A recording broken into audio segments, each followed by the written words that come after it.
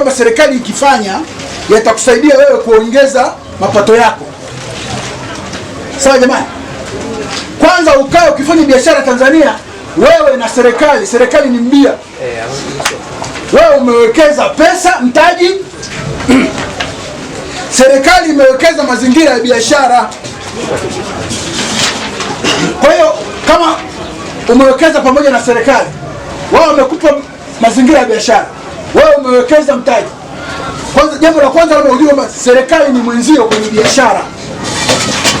Kwa hiyo unachopata lazima kilichostahiki ya serikali kwako kama mbia wako ni kodi. Unapolipa serikali kodi, unarudisha sehemu ya kile ambacho serikali imefanya kwako. Kwa hiyo tunachokisema katika wiki hii yote kwamba jamani, kodi ni sehemu ya kumpa mbia mwenzio kile mlichokipata katika biashara. Kwa hiyo usione kodi kama ni hasara, ione kodi kama sehemu ya kurudisha kwa mbia mwenzio kile mlichokipata. Kwa hiyo katika eneo hili leo tumekuja kuzungumza habari ya taratibu au biashara ya mpakani. Mamlaka ya mapato ziko idara nyingi. Idara inayoshughulika na biashara za mipakani ni idara ya forodha za mipakani. Hapa tuko mpakani, upande wa pili ni nchi ya jirani Zambia, si ndio? Upande huu ni Tanzania. Ziko biashara zinazofanywa kati ya Zambia na Tanzania, lakini ziko taratibu zake ambazo wewe unayefanya biashara hiyo unatakiwa ufuate taratibu. Kwa idara ya forodha ndio kama ile inayoonekana. Na kazi ya idara ya forodha majukumu yake kwanza ni kurahisisha ufanyaji wa biashara za kimataifa. Maana ziko taratibu mbalimbali kwamba kama unataka kununua bidhaa Zambia ukaileta Tanzania, unatakiwa, ziko taratibu za kisheria unatakiwa ufuate ili biashara yako iwe ni biashara inayokubalika. Kwa hiyo jukumu kubwa la idara ya forodha ni kukusanya mapato ya serikali kupitia biashara ya kimataifa. Kwamba ziko kodi zinazokusanywa pale ambazo ndio mapato ya serikali yanapatikana kwa ninyi ambao mnafanya biashara ukitoa nchi jirani. Biashara na nchi jirani sio biashara haramu, ni biashara inayokubalika kwa mujibu wa sheria, lakini lazima ifuate sheria. Hicho ndicho kikubwa, kama biashara hii lazima upite sehemu ambazo zinakubalika, sio kila mahali uingize biashara. Kwa tunasema kazi ya idara ya forodha ya kwanza ni kukusanya mapato ya serikali, kurahisisha mazingira ya ufanyaji biashara, kwa mfumo iliyorahisishwa katika kupakia na kupakua mizigo, lakini kuzuia magendo. Idara yetu ile kazi yake ni kuzuia magendo. Tutazungumza habari tunaposema biashara ya magendo ni biashara gani, lazima tuifahamu. Kwa hiyo kuna kazi nyingine kulinda jamii kwa kuzuia mizigo na bidhaa zilizokatazwa kuingia nchini, lakini kutoa takwimu mbalimbali za biashara za kimataifa. Sasa biashara ikipita hapa itakuwa ijulikane kwamba Tanzania na Zambia wanafanya biashara. Ni watu tu mmefanya biashara zenu, mmeingiza bidhaa, hayo ndio inaitwa biashara ya magendo. Kwa hiyo tunaposema biashara ya magendo ni biashara ya magendo ni uingizaji na uondoshaji wa bidhaa nchini bila kufuata matakwa ya sheria ya forodha ya Afrika Mashariki. Kwamba tunapozungumza habari ya magendo ni kwamba ukipitisha mzigo, ukipitisha hapa badala ya kupitisha pale forodha, maana yake ni kwamba unafanya biashara ya magendo. Na sisi tunasema jamani, biashara ya magendo ina madhara yake. Na biashara ya magendo tunayozungumza hapa ni kwamba katika kifungu cha 199 na kifungu cha 200 inamkataza mtu yote kuingiza na kutoa bidhaa nchini zilizozuiliwa. Wanasema kwa kilugha chetu tunasema prohibited. Bidhaa ambazo zimezuiliwa kuingizwa nchini.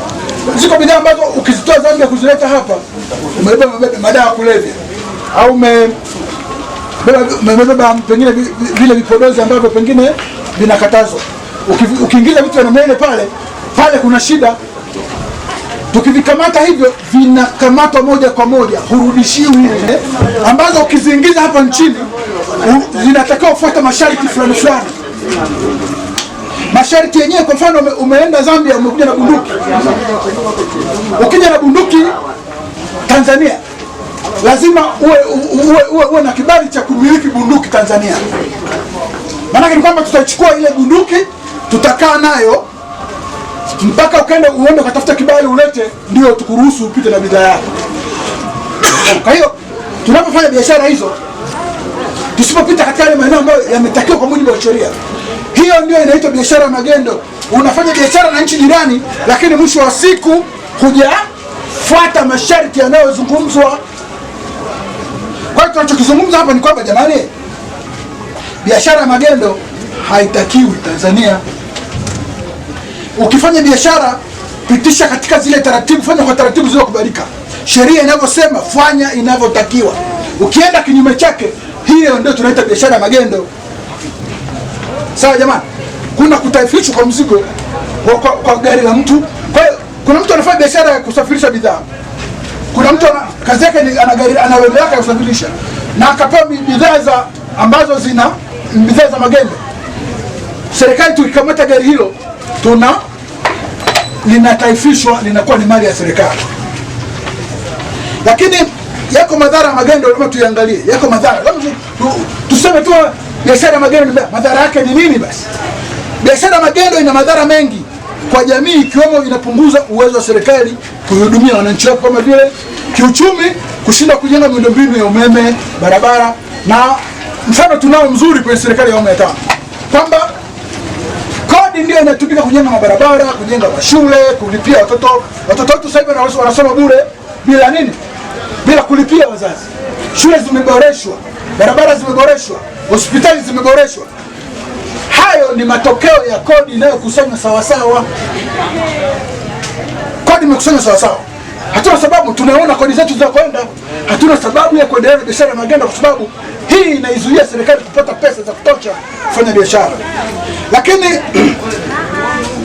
unaua viwanda vya nchi hii. Kama kuna kiwanda cha sukari upande huu, unaenda kuchukua sukari ya upande wa Zambia, maana sukari ya Tanzania haitauzika. Sasa ukienda kuchukua sukari kule, kwa sababu unasema bei ni ndogo, ukileta huku serikali ya Tanzania haitauzika na kiwanda kitashindwa. Kwa tunapozungumza habari ya madhara ya kijamii, tunazungumza habari ya kuingiza vitu ambavyo vimekatazwa kwa mujibu wa sheria. Ukiingiza madawa ya kulevya nchini shida.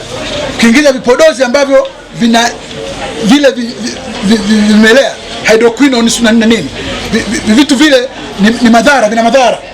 Kwa tunachokisema hapa ni kwamba biashara ya magendo ina madhara ya kijamii. Itasababisha tufanye mafika mahali, baada ya kulala usingizi tunakuwa na kikundi cha watu wengine wana maslaha na kuweza kuharibu amani yetu na ulinzi wetu na usalama wetu tunao. Lakini pia biashara ya magendo tukiachia ina madhara ya kiafya. Biashara ya magendo inaweza kusababisha wananchi kula vyakula vilivyopitiliza muda wake. Mtu wa magendo ataenda kuchukua bidhaa Zambia, lakini hata angalia kila kitu kinaisha muda wake lini.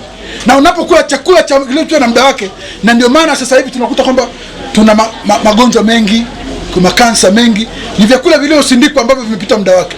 Vile vyakula vilivyosindikwa vina muda wa kuishia. Ule muda ukiisha, vyakula vile havitakiwi kuliwa na wanadamu. Lakini mtu wa magendo yeye ataona kwamba sababu kwenye biashara, ananua mali yake kule, anaileta huku, watu watakula vitu ambavyo havipo. Hata tukiendelea na biashara magendo itatusumbua. Kwa hiyo tunachosema, biashara magendo itaharibu ulinzi na usalama. So watu wengine wataingiza mabomu, wengine wataingiza silaha, wengine wataingiza bunduki. Mwisho wa siku tutakuwa hatuna amani katika nchi hii. Kwa hiyo tunachokisema, biashara magendo ina madhara mengi. Si vizuri sana. Serikali imeamua kuchukua hatua. Tumekuja kuzungumza na wadau wa serikali mlioko maeneo ya mpakani kwamba jamani, mnapofanya biashara zenu msifanye biashara za magendo. Usichukue kitu, kama unachukua mzigo kule, pitisha huo mzigo mahali ambapo panakubalika kwenye maeneo ya forodha ambayo wewe utalipa kodi yako, lakini pia utaingiza, wao watajua kwamba bidhaa hii imekubaliwa, bidhaa hii imepigwa marufuku, bidhaa hii ina taratibu zake za kufanya. Mambo haya yatafanyika kwa utaratibu, kwa sababu sheria itakuwa ikiongoza katika maeneo haya. Sasa tunasema sisi TRA kwamba mamlaka ya mapato, wito wetu kama mamlaka ya mapato, sasa tuna wito gani sasa? Sisi mamlaka ya mapato tunakwambia, unayefanya biashara magendo katika maeneo haya ya mpakani, acheni kufanya biashara za magendo. Acheni kufanya biashara, kwa sababu tumeona madhara na hasara za kufanya biashara ya magendo ni kubwa. Fikiria una gari lako linataifishwa na serikali. Fikiria umenunua mzigo wako, sio umeenda benki ukakopa, umeenda kuchukua mzigo ambao ni hatarishi, unapoingiza kutana maafisa wa TRA, mzigo ule ukataifishwa. Maana yake ni kwamba tunakurudisha kwenye hatua ya kwanza. Ulikuwa umeshafika hatua nzuri, unarudi nyuma. Sasa tunachosema kwa watu ambao mnafanya biashara za magendo, biashara ya magendo ni mbaya, iachwe. Achana kufanya biashara za magendo. Piteni sehemu ambazo zinaruhusiwa. Lipeni kodi. Sawa jamani? Lakini tunasema kama una taarifa za mtu ambaye anafanya biashara ya magendo, mamlaka ya mapato tunasema kama una taarifa za mtu anayefanya biashara ya magendo, tupatie taarifa hizo. Hatutakutaja, lakini tupe taarifa kwamba fulani anafanya, tutamfuata na tutahakikisha kwamba tunapambana naye mpaka tuone mwisho wake unafika wapi. Mamlaka ya mapato tuna uwezo, tuna kitengo kizima kabisa, tuna idara na tuna kitengo tunashirikia watu wanaofanya biashara za magendo. Lakini wewe unaitoa taarifa mamlaka ya mapato, utapewa zawadi ya kutoa taarifa. Tupe taarifa ambazo zitatusaidia mamlaka ya mapato kukusanya kodi. Ile kodi itakayokusanywa utapata 3% ya hicho kilichokusanywa, lakini hakitazidi milioni 20. Maana ni kwamba kama umetupa taarifa tumekusanya kodi ya pengine bilioni 1, 3% bilioni 1 inaweza kuwa ni zaidi ya milioni 20. Kiwango cha juu tutakacho kupatia ni milioni 20 kama zawadi ya kuiwezesha mamlaka ya mapato kupata taarifa za biashara za magendo. Kwa tunachokisema huo ndio wito wetu mkubwa. Tuna wito mkuu miwili. Kama unafanya biashara ya magendo, acha, kwa sababu kuna madhara yake. Unahatarisha ulinzi na usalama wa nchi, unahatarisha mambo mbalimbali, lakini unajihatarisha wewe mwenyewe katika biashara. Lakini kama una taarifa, tupatie taarifa za mtu ambaye anafanya biashara ya magendo. Haya tunayazungumza kwa sababu tunataka tulizungumza jambo hili kwa amani na kwa furaha. Maana ni kwamba biashara ya magendo ni kweli utashamiri kwa muda mfupi, lakini hatua zikichukuliwa sawa sawa, biashara ya magendo haitakuwa biashara nzuri sana kwako. Kwa tunachowaambia wana Tunduma mlioko katika eneo la mpaka, jamani, biashara za magendo tuziache. Tujenge angalau fulani ya ustaarabu, kwamba kama tunahitajiwa kutozwa kulipa kodi, tukalipe kodi. Kama tushauriane. Naamini wote mlioko hapa sio wote ambao unafanya biashara wa eneo hili, lakini naomba kukutana na mtu tu kwamba jamani, TRA wiki hii wako Songwe, TRA tuko Songwe, tunataka tuzungumze na mtu mmoja. Una jambo pengine nafikiri tutaongea na vikundi vya watu, tutaongea na mtu mmoja katika biashara zenu. Nini tunataka kusema? Tunataka tuzungumze. Wewe ni mfanya biashara pia, utuambie unapata changamoto gani unapokutana na TRA. Ni mambo gani unafikiri kwamba TRA wakiendelea nayo itasababisha mkusanyo mapato usipatikane sawa sawa. Lakini pia utuambie kwa nini kuna magendo. Na hata sasa hivi tutazungumza. Tunataka mtuambie, je, mkipita kwa taratibu za sawa sawa kuna tatizo gani? Maana sio swala kwamba tumekuja tu tuwaletee taarifa, lakini na nyinyi mtupatie, tuambieni bwana, nyinyi si serikali, nendeni mkawaambie serikali hivi 1, 2, 3. Haya yakifanyika tutafaidika. Lakini tunataka tuwe na kikao cha pamoja cha kubadilishana mawazo. Kwa nini magendo? Kwa nini hatulipi kodi? Kwa nini tukiona maafisa wa TRA tunakimbia? Kwa tunataka tuzungumze mambo haya, tuchanganue. Kwa huu muda mfupi tukaonana. Tuko na maafisa wenzangu hapa watachukua hayo mambo. Tunaenda, nataka nibebee mzigo, wanakukamata, wanakupeleka polisi idle standing. Kwa sababu gani? Na mimi sina kitu. Umeona?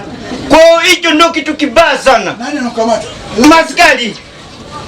Mimi hapa nazunguka na mteja, labda nimetaka nikabebe mzigo nipate hela kula, wananiambia idle standing. Wananipeleka polisi pale. Irembo naenda kulipia, mimi maskini nitatoa wapi? Kwa kikubwa zaidi huku mapato Tanzania mmezidisha. Ndio maana watu wengi wa Zambia, wa Tanzania wameweka maduka huku chini. Lakini sio kwamba eti magendo labda nini. Nimesikiliza sana mheshimiwa. Magendo. Sisi hapa ni nchi jirani ambazo tunashabihiana. Mimi nina kibanda labda pembezoni pa Tanzania. nataka kuja kununua sukari huku 50,000, huku 43,000.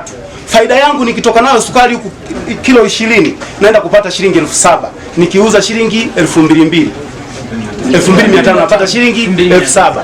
Wakati huo nikinunua huku 50,000 na nauza 3,000, watu hawanunui. Hii huku inanunulika kwa sababu tayari ni bei ndogo. Tufanye kama ulivyosema ndugu yangu, ni shauri serikali, kiwanda cha Ilovo kifanye mchakato wa kushusha sukari iwe bei chini, iwiane na nchi jirani. Sukari itanunuliwa kututaua biashara ya huku. Manake sukari itakuwa bei chini, watu wananunua kwa shilingi 40,000, akienda kuuza 2,500 anapata 10,000, analipa mapato. Sasa atalipaje mapato? Sukari shilingi 50,000, anauza 2,500, 50,000 hiyo hiyo. Au ya Zambia shilingi 2,500, ya Tanzania shilingi 3,000, atanunua ipi? Unaposema kodi ni kubwa, lazima kwanza tukubaliane, kodi iko kwa mujibu wa sheria. Kodi ziko kwa mujibu wa sheria, zinatungwa bungeni, na kodi zinazotungwa bungeni maana yake zinatushirikisha kwa njia moja au nyingine, kwa sababu tuna wawakilishi kule. Kwa hiyo TRA tunatumia sheria ambazo zimetungwa na bunge ili tuweze kukusanyia kodi. Duniani wataalamu wanasema kodi, hakuna kodi bila ya kuwa na sheria inayoongoza ukusanyaji wa kodi. Kwa hiyo jambo la kwanza, kodi inakusanywa kwa mujibu wa sheria. Lakini ukisoma sheria nyingi za kodi zinamtaka mlipa kodi kwanza, ili ukadiriwe kodi lazima utunze kumbukumbu zako za kodi. Lazima uwe na, usifanye biashara, sababu walio wengi changamoto tunayoipata mamlaka ya mapato, kwamba watu mnakuja mamlaka ya mapato mnasema nimekadiriwa kodi kubwa, kodi hii ni kubwa, lakini tukikuuliza swali moja dogo, kumbukumbu zako za biashara ziko wapi? Kwa sababu kodi inakadiriwa katika kumbukumbu zako za biashara.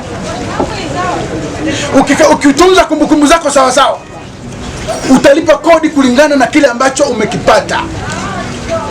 Kodi ya makadirio maana yake ni kwamba wewe mambo ya biashara yako huyajui na afisa wa kodi hawezi kuyajua, na hapo ndipo mgogoro unapolala. Tuambie, mtu yote anapokuja kwa makadirio ofisi mamlaka ya mapato, njoo na kumbukumbu zako za biashara. Tunapozungumza habari ya kumbukumbu za biashara, tunataka kumbukumbu ambazo zinini? Kumbukumbu ambazo umeziandaa mwenyewe na zinazoonyesha matukio ya kununua na kuuza katika biashara yako. Lakini mlio wengi mnakuja TRA, mnataka mkadirio kodi ambayo wewe mwenyewe kumbukumbu zako hazionyeshi. Unakuja forodha, unataka utoe mzigo wako, lakini wewe mwenyewe ukiambiwa leta invoice ulionunulia pengine mzigo huko, watu mnakuja mnatengeneza invoice nyingine. Mambo yanayoendelea tunayajua.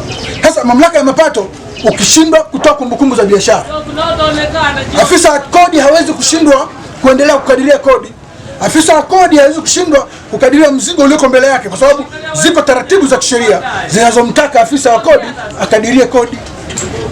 Sasa changamoto tunayoipata mnapokuja au mnapokutana na maafisa wa TRA, tunza kumbukumbu zako za biashara.